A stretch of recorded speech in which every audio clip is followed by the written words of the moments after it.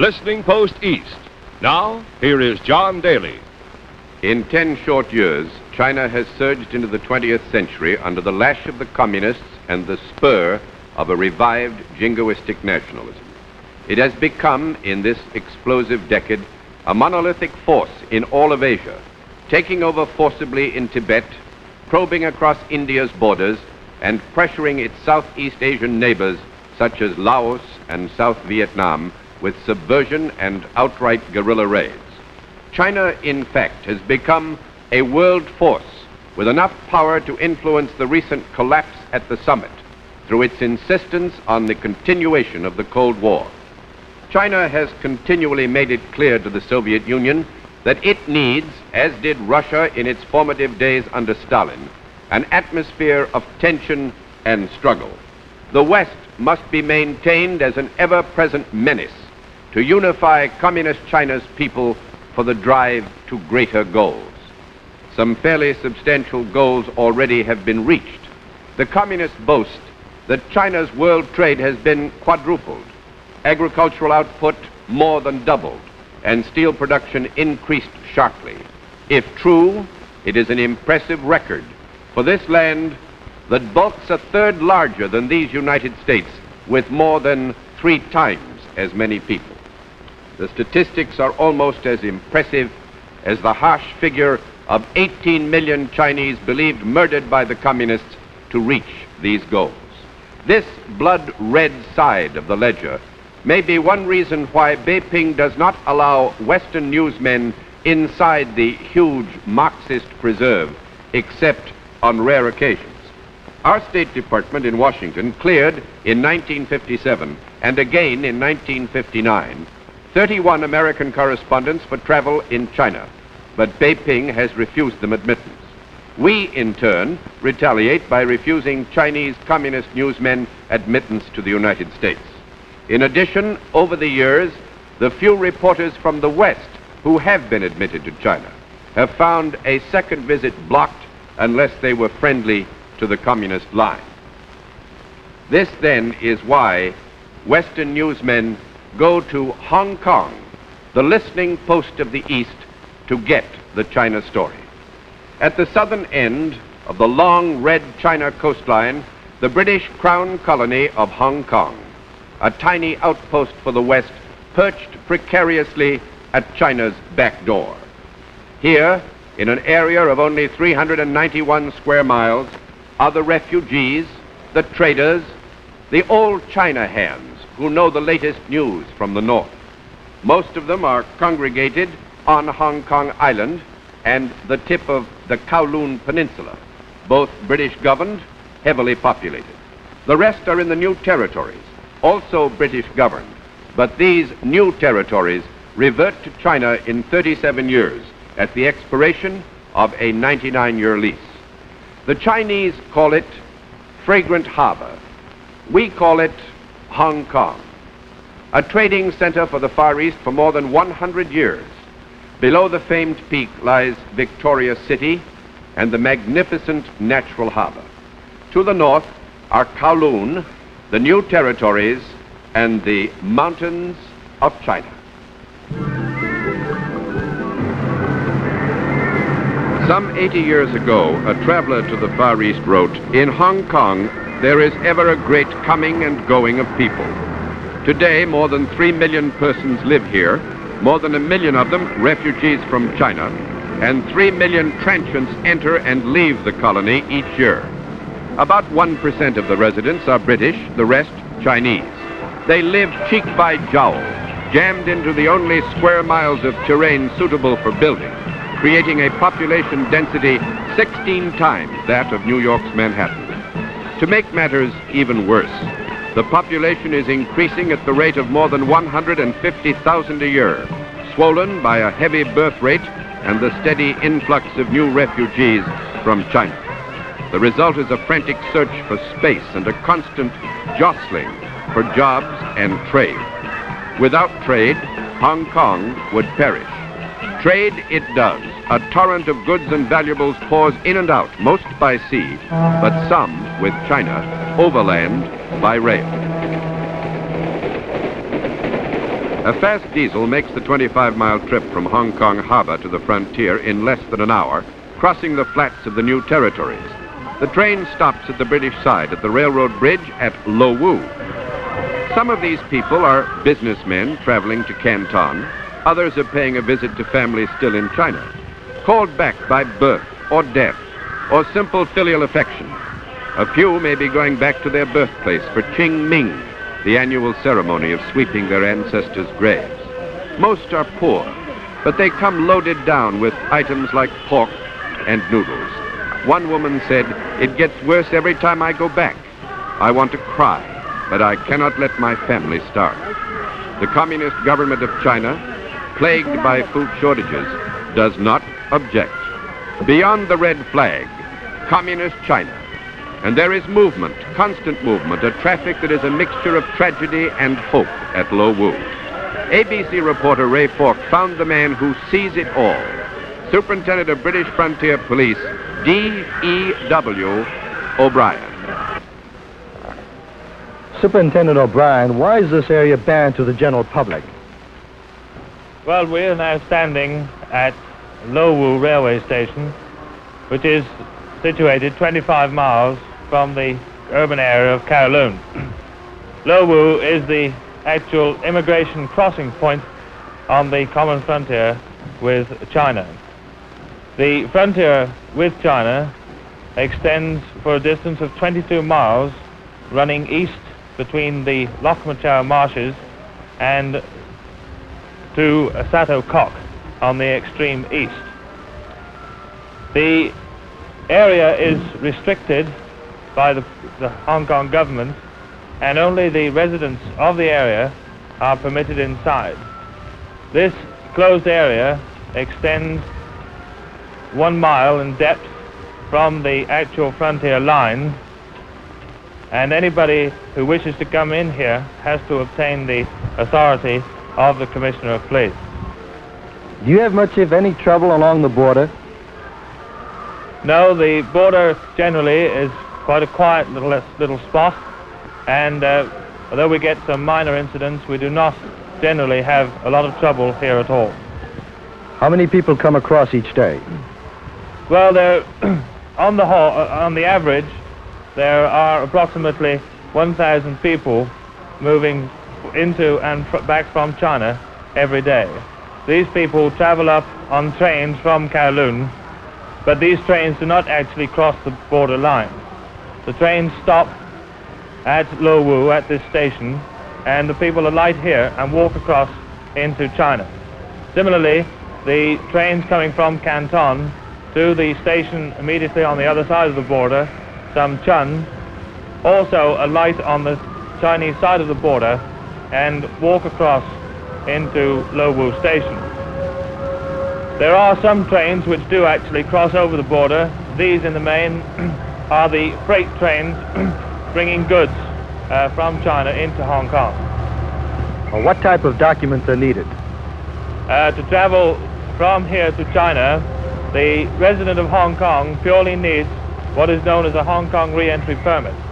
This is a permit issued to anyone who has a Hong Kong identity card and enables them to travel backwards and forwards to China as often as they like during a period of 12 months. Of course, there are other types of passengers traveling to China.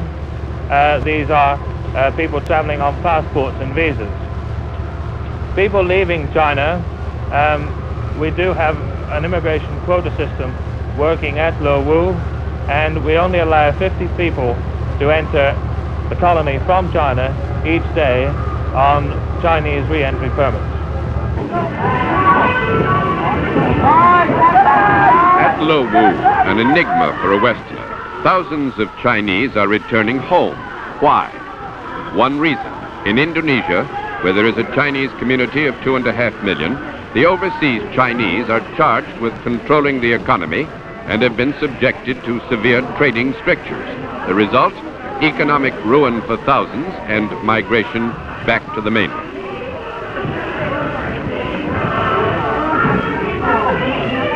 As they return, they are greeted by the incessant blare of propaganda, exhorting them to give their all for Mao Zedong and the motherland.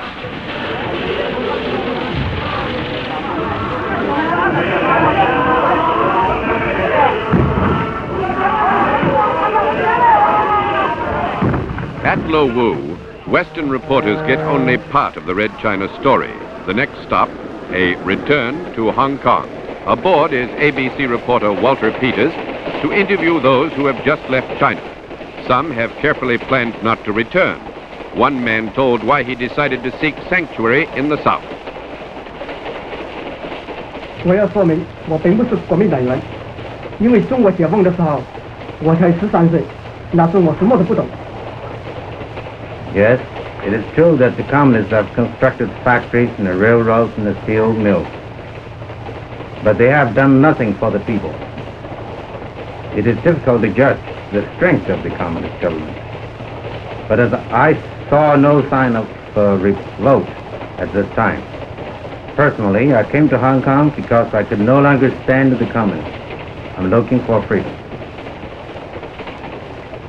Refugees can reveal only part of the Chinese communist jigsaw puzzle.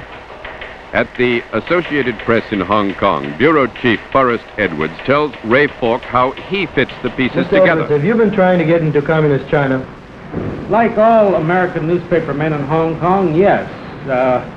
We've all tried to get in, and none of us have made it so far. In my case, I made my first application when I was transferred to Hong Kong about 2.5 years ago. You put in your application for a visa. I put it in several times. I've had no response whatsoever, no acknowledgement of the application, as a matter of fact.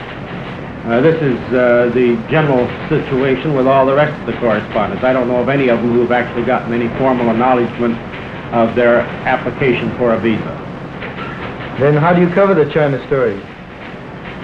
Covering the China story from Hong Kong is like looking through a window. Hong Kong is the window. It's sometimes a little cloudy.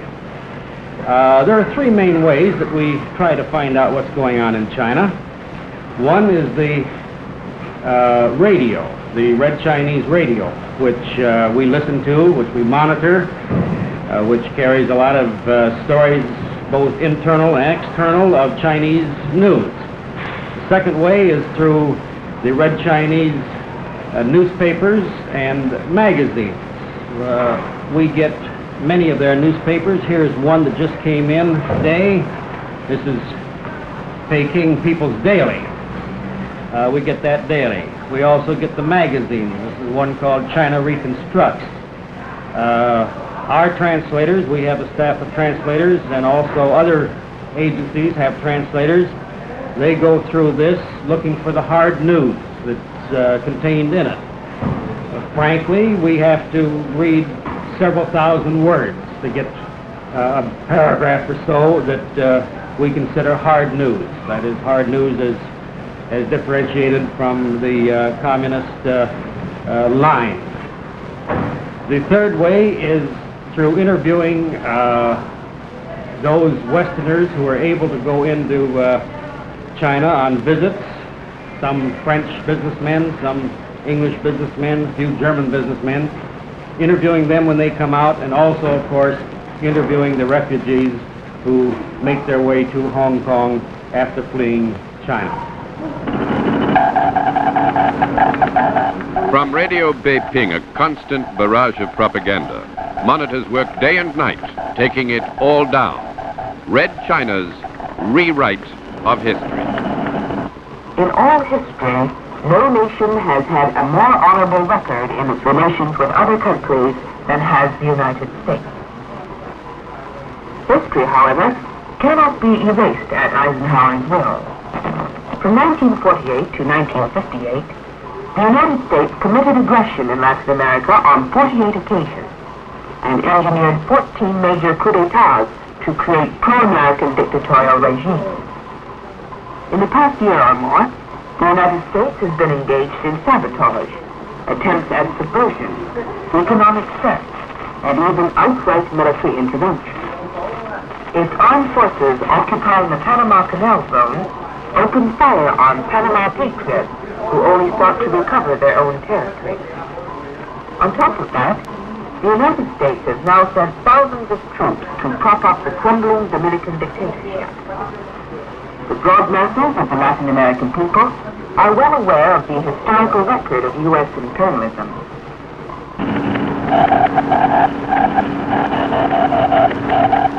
At the Union Press Building, one of the many translation services in Hong Kong, a deceptive quiet.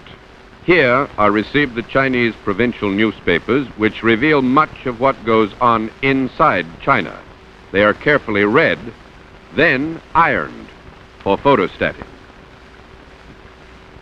Some of these papers must be smuggled out of China, bring as high as $7 a copy from newsmen trying to get a balanced picture of life behind the bamboo curtain.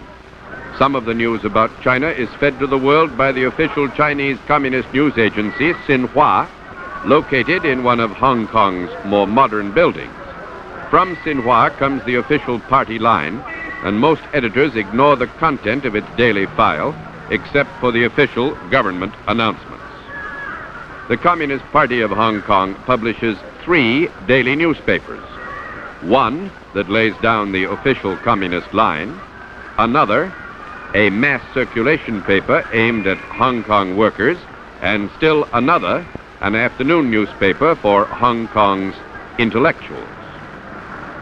Several of Hong Kong's bookstores are openly or covertly operated by the communists. These push sales of communist books and magazines, glorifying the life and loves of China's dedicated workers. Then there are the theaters, like the Cafe. A Western newsman looking for other pieces in the communist puzzle can queue up with the Hong Kong Chinese crowds for some glowing reports filmed by the communists in China, boasting of the progress being made in Red China, and all of it accompanied by glowing communist narration. Inside, the screen lights up. The Chinese people are achieving with their own hands a miracle never witnessed before. Members of the agricultural cooperatives are creating with every possible means all types of earth-carrying tools. These are earth-carrying rollers.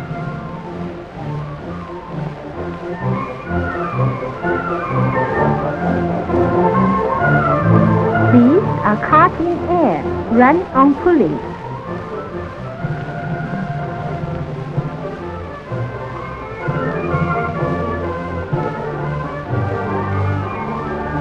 No matter how high the hills, how deep the rivers, they cannot forestall the advancing footsteps of the Chinese people.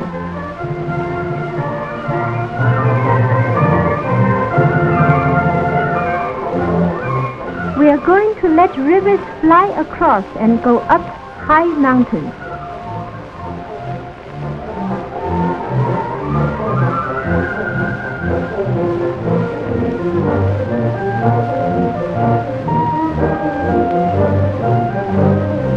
Till now, the irrigation work completed throughout the country will bring water to an additional area of more than 270 million mu of land. Many of China's hilly and mountainous areas suffer frequent threat of drought.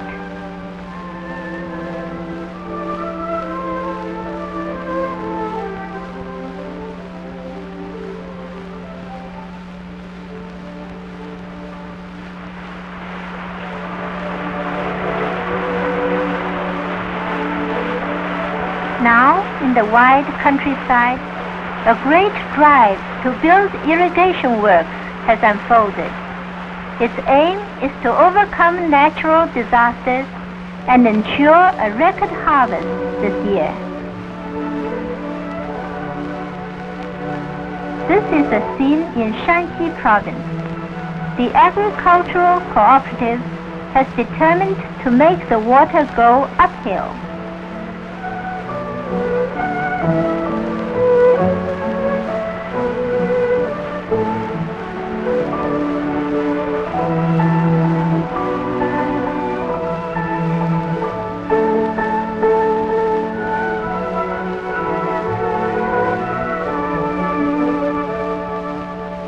A project like this, on such a big scale and accompanied by so many difficulties, can only be accomplished by organization.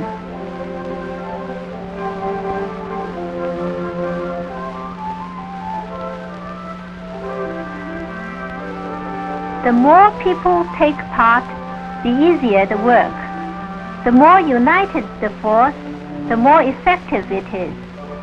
Working like this, the drain follows the path of the water. In a few months' work, this cooperative has built a drain 14 li in length to irrigate over 700 mo of land.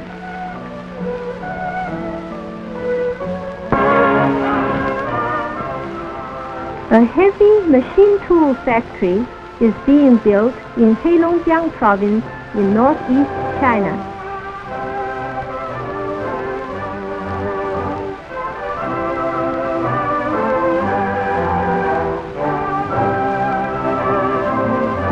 Workers are working high above the ground in a rigid cold of over 30 degrees centigrade below zero, and they will finish up with the entire mounting job by July this year.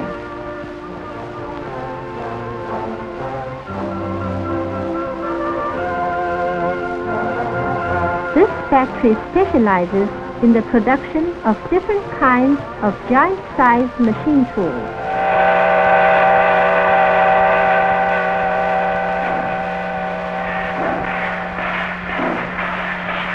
In China's southwest area, another newly built railway was formally inaugurated.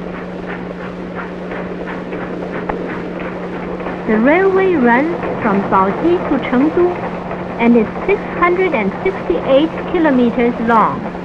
More than 900 bridges were spanned along the line and over 300 tunnels dug. The Baoji-Chengdu Railway connects the southwest and northwest with the entire country. This is a momentous event in the economic life of the Chinese people.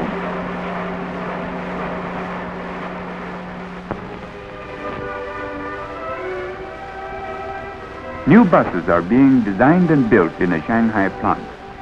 The body of the new bus is built over the chassis of the Liberation lorries made in the new automobile factory in Changchun.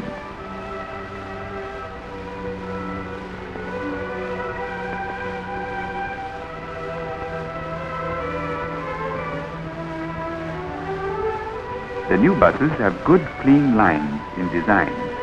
They are lighter in weight than imported buses and have longer life and greater passenger capacity.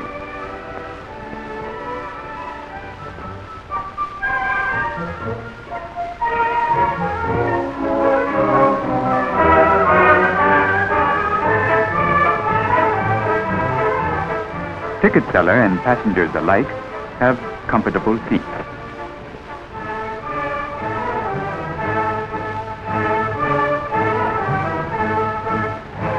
The new buses are a further improvement for the transportation system of this modern metropolis. Now let us take a look of the sanitary conditions. Each household mops and washes inside out at regular intervals to remain clean all along.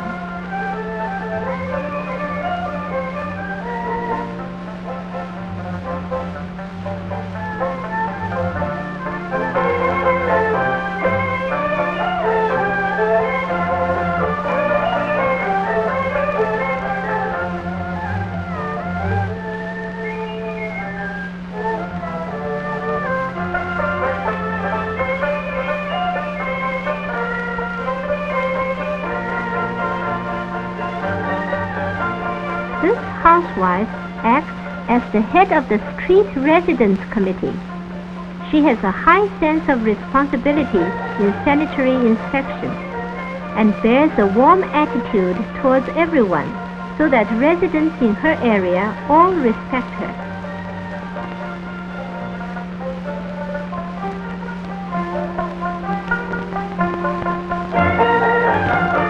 Health and sanitation work is also underway in the rural areas. This is an ordinary village in Guangdong province. They have already acquired habits of cleanliness and hygiene. There is a vast desert extending in China's northwest. For thousands of years, this area has always been uninhabited, but now it has changed to a different aspect. This year, more than 5,000 oil prospecting personnel, forming over 100 prospecting teams, advanced toward the deserts on the north and south of the Tian Shan Range. They have raised the slogan, "Go all over Zhuangge and drill all through the Gobi Desert." They want to find out all the underground wells which can be of service to our motherland.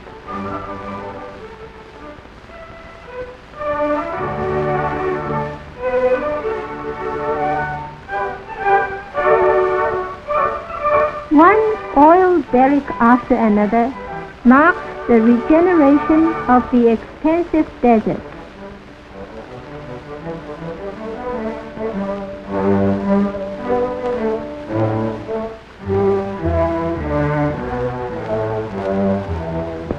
When it gets to 1962, this oil field will become an oil base yielding 3 million tons of petroleum a year.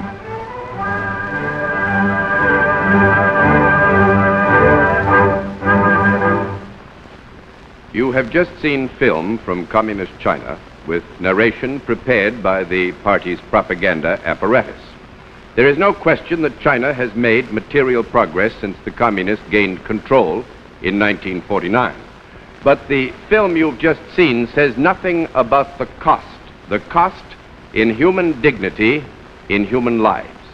Religion has been attacked with Christian priests and Buddhist monks driven out of their churches and temples and jailed. Rebellion has flared in spots across the land, and communist troops are reported engaged now in crushing a full-scale revolt in Tibet, the second revolt in 15 months. The communists have belatedly admitted that a revolt against their rule in Qinghai province in 1959 resulted in the massacre of an unknown number of people and widespread destruction of pasture, livestock, and homes. They also now admit that in 1959 the fiercely independent Mongols in Xinjiang province formed an anti-communist army and fomented open revolt, resulting in the execution of 90,000 Mongols. The cost in human dignity and in human life has been high. Listening Post East resumes in just a moment. Listening Post East with John Daly. In Hong Kong, American correspondents wait in vain for visas that will admit them to China. Others, like the British, face interminable delays, but in waiting, they are busy interviewing, probing, watching for any indication that the Chinese communists may have reached too far in their quick demonic drive to power. One of the reporters is Wendell Merrick, bureau chief of United Press International. He talks to ABC's Ray Falk. From your reports, what are the economic conditions in China?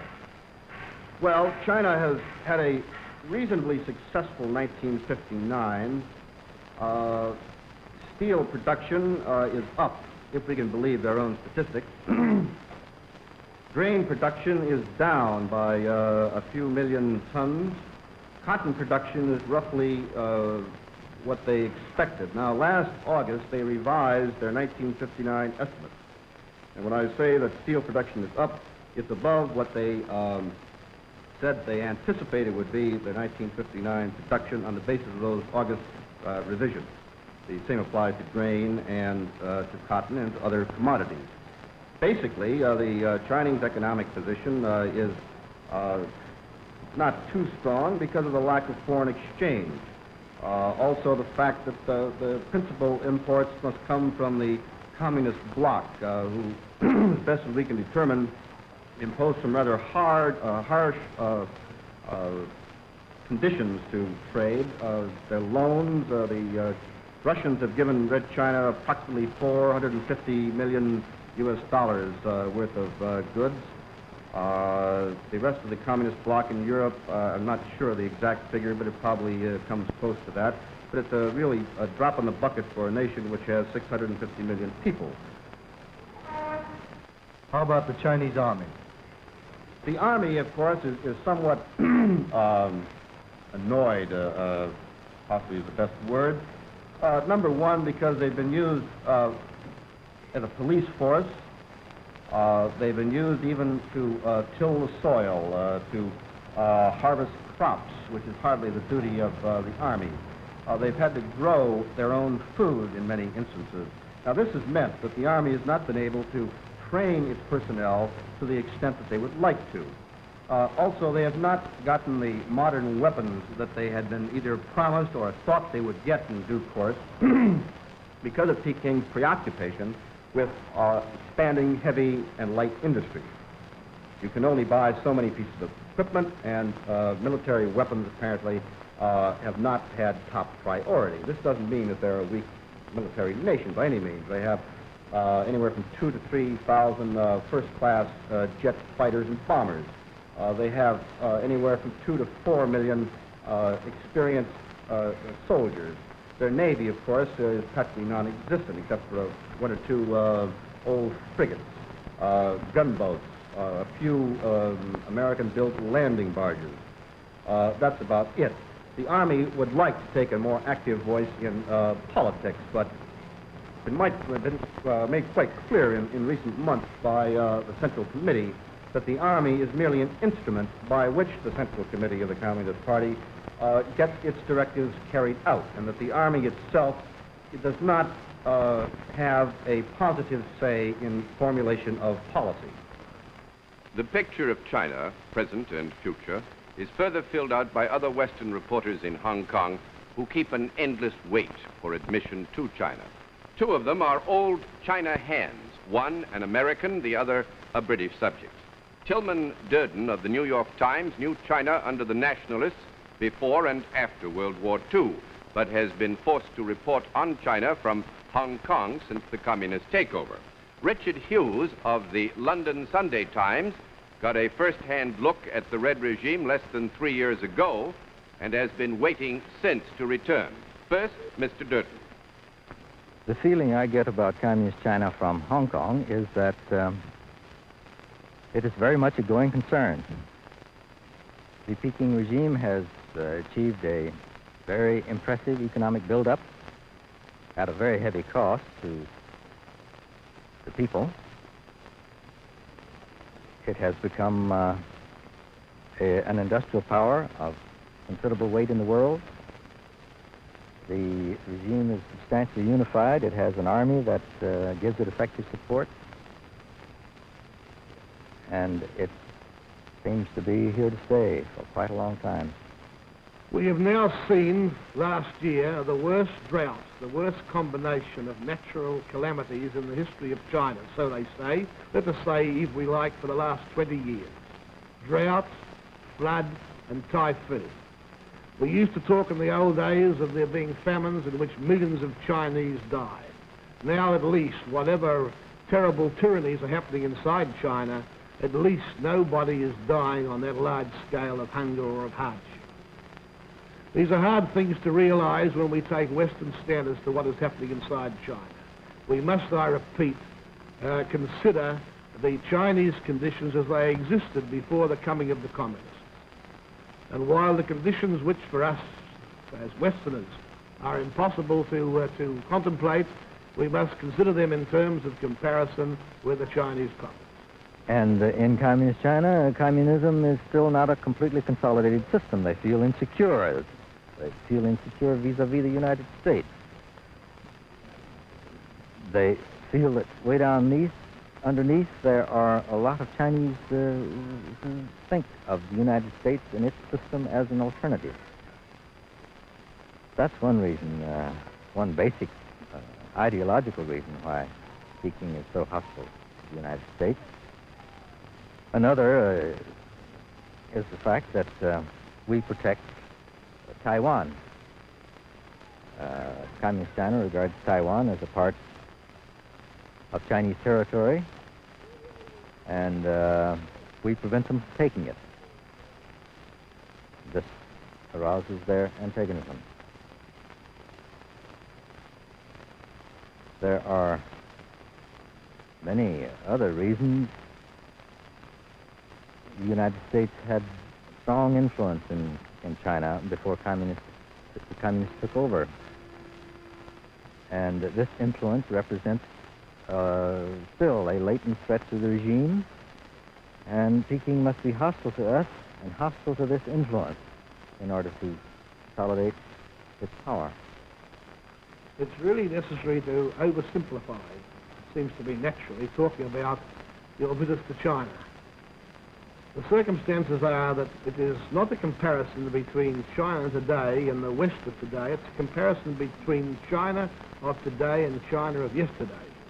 By that standard, the most extraordinary and continuing physical and material improvements are being made inside China on a degree and a standard which has to be seen to be believed. To the extent to which individual freedoms and liberties are suffering as a result is a matter for the Western mind to be worried about, and I am sure not for most of the Chinese.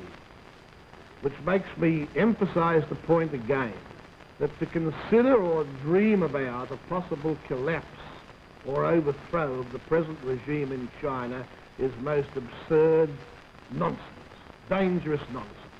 It is not likely to happen. The influence of communism in China is going to spread throughout Asia, in my opinion. The ancient Chinese sampan, now a means of escape to the south.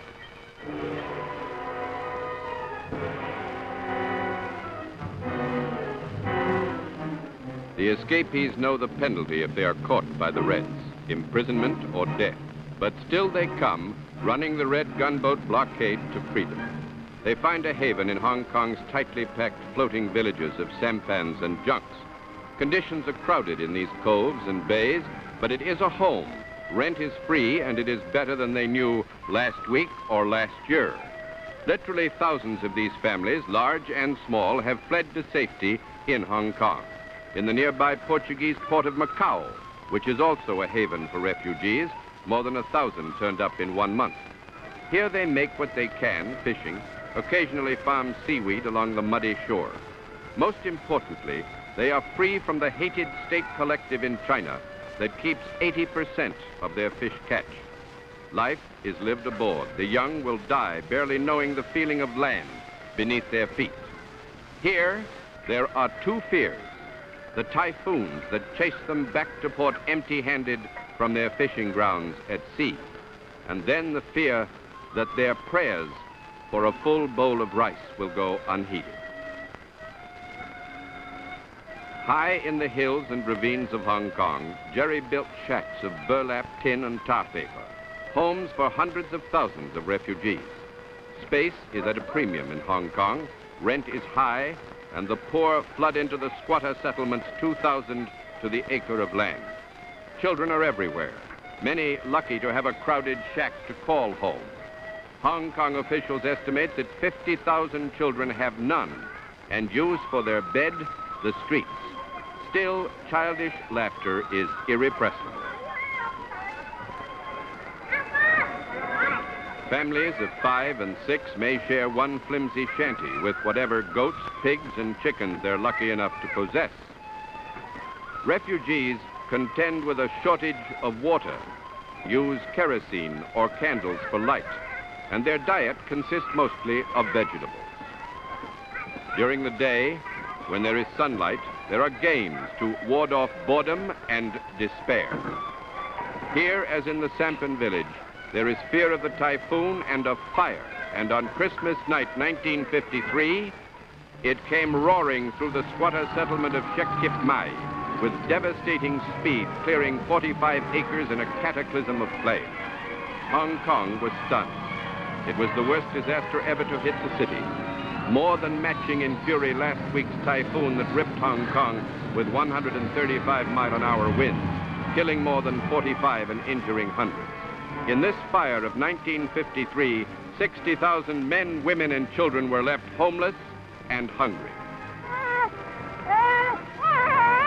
Something had to be done for the children and their parents. The British government of Hong Kong took a bold step. For the moment, it set up massive kitchens, issued warm clothing, and cared for the sick. Then, just 53 days after the catastrophe, on the site that had been burned out, the first of a host of concrete apartment houses was complete. By the end of 1959, more than 300,000 refugees had been resettled in these 6- and 7-story developments. By Western standards, they are crowded, but they are fireproof. Rent is just a few dollars a month. There is electric lighting, sewage disposal, clinics for the sick, and for a change, fresh air and sunlight. There is new life here and greater hope, and then too, neighbors lend a helping hand when it's needed. On the rooftops are playgrounds and schools where children regain some of the bright burnish of youth lost in the escape to the free world. Not all of Hong Kong's refugees live in government tenements. One-story cottage homes have mushroomed over Hong Kong's rugged terrain. Land was provided by the British government. Construction costs were met by religious and relief organizations. Several thousand refugee families live in these smaller homes. And here at Bishop Ford Center, there is plenty of room to play.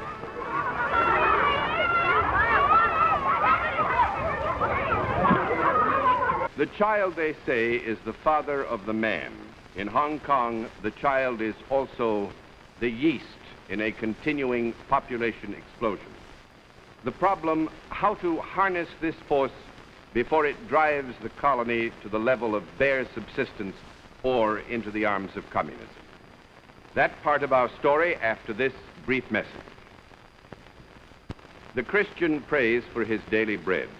The Chinese prays that his rice bowl be full. It is not a perfunctory prayer. Famine, as you've heard, has been known to wipe out millions in less than a year when drought was hard on the mainland.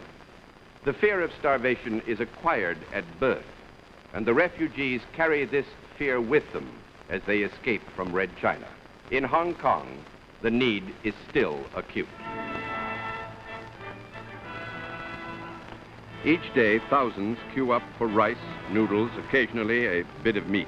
The British colonial government and more than 40 private and religious organizations team up to lend a helping hand, providing food for those who cannot help themselves. The problem becomes almost staggering when you hear official estimates that 500,000 persons still live in Hong Kong shanties in dire poverty. But they have hope. Food brings energy, and energy brings the enterprise to find a job. New factories spring up as a boom in light industry gets underway. Historically, Hong Kong's economy has been based on trade. With the communist takeover on the mainland and the Allied embargo on traffic with the communists, Hong Kong's trade began a steady decline. To stave off economic strangulation, the colony was forced to develop industry, and the machines began to hum. Textile products are king, sell around the world at prices below even those of Japan. But enamelware, aluminum ware, and plastics are growing industries. Labor is willing and cheap, a top of $3 a day for the skilled. The owner of this plant is a refugee, Lorenzo Lowe. He tells Ray Falk of how it feels to be riding the crest of a boom. Mr. Lowe, how's business? Well, we can't complain. Business has been pretty good to us this year. The market has been expanding, and this is a new factory that's been set up really to meet the increased demand for garments from Hong Kong.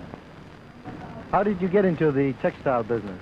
I must say it was really quite accidental. You know, we refugees who come down to Hong Kong, we do what we can, we turn our hand to whatever is available, and the textile and garment business have been two of the booming businesses here, and that's how I got into it. I drifted into it.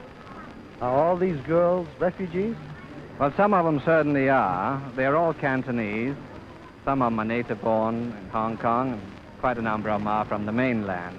Many of them still have their homes and families on the mainland.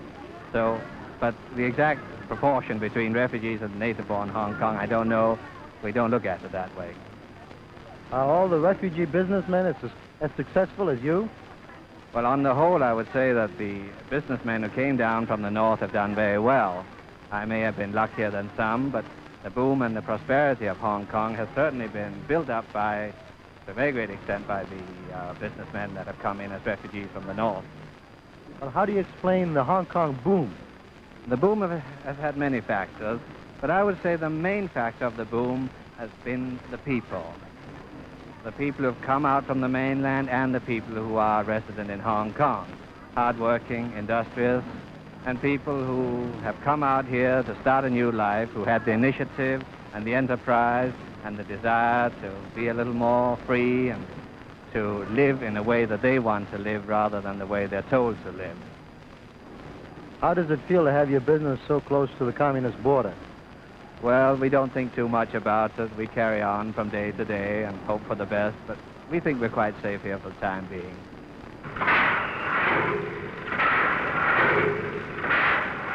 Throughout the day, the sound of pile drivers as the building boom continues underway. Wealthier refugees provide much of the money, the poorer ones the muscle of manual labor for less than $1 a day. Land is at a premium, must be hacked out of the hills or reclaimed from the sea. There also are plans for satellite towns in the more sparsely settled new territories. One reclamation project is planned for a place once named Gin Drinkers Bay, now changed to the more prosaic Kwei Chung. The buildings rise toward the sky, great shipping, trading, and banking houses that make Hong Kong a commercial center of the Orient, the Manhattan of the East.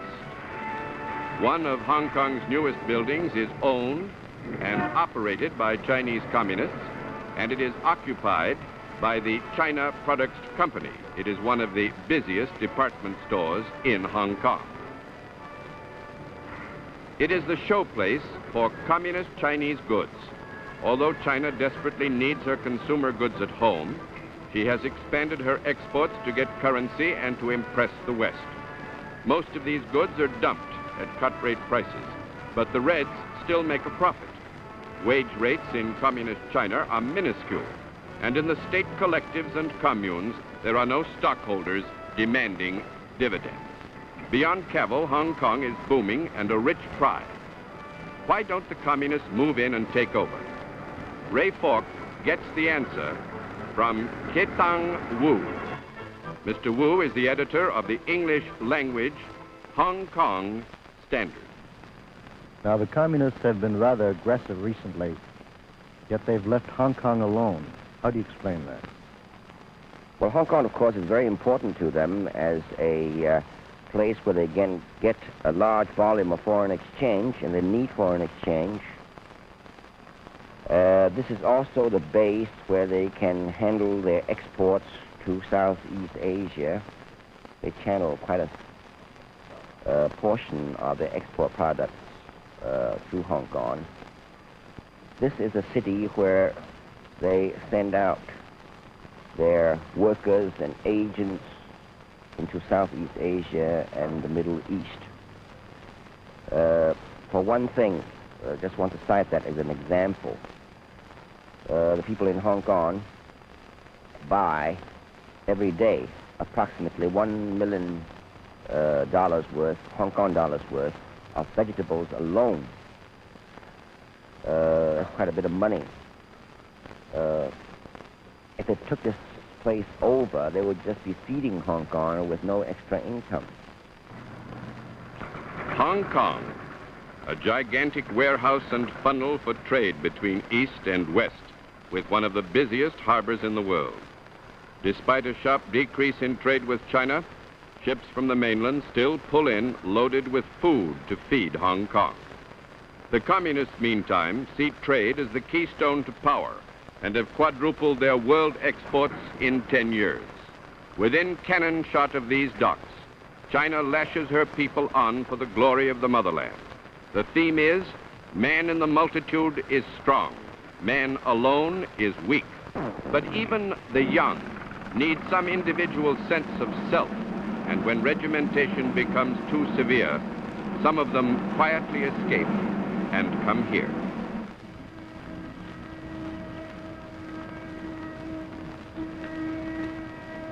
我不能练对着你们讲话，因为我的家还在大陆，我到了香港已经有2年半了。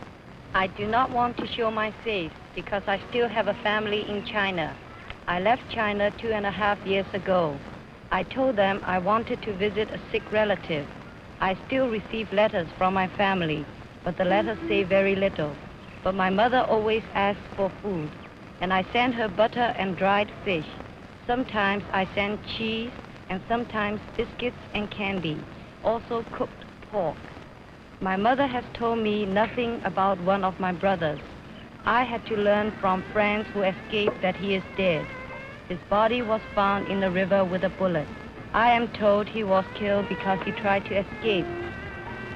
Many times I hear communist radio, and it tells about the great progress, but they are building new dams, railroads, and new factories. But what good is it to have all this if the mind cannot live in peace?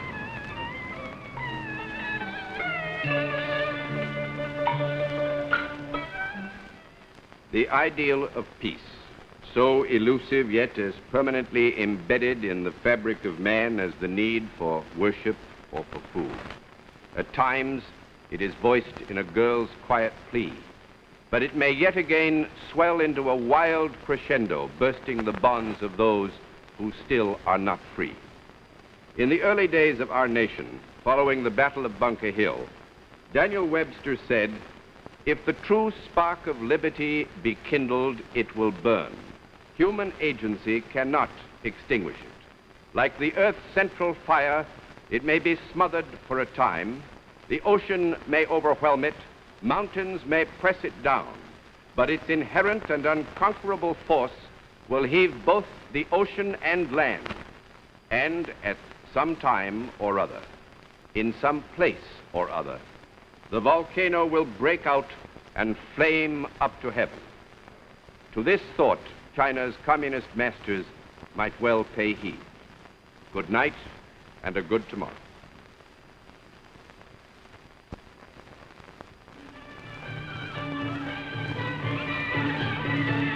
Listening Post East. Narrated by John Daly. Producer, Walter Peters. Director, Marshall Diskin. Technical Director, William Degenhardt. Associate Director, Jock Matten. Special Writer, Graham Grove. ABC Correspondent, Ray Falk. Film Editors, Walter Essenfeld, Jerry Montano, Nils Rasmussen.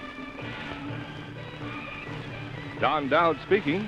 Listening Post East has been a presentation of ABC News.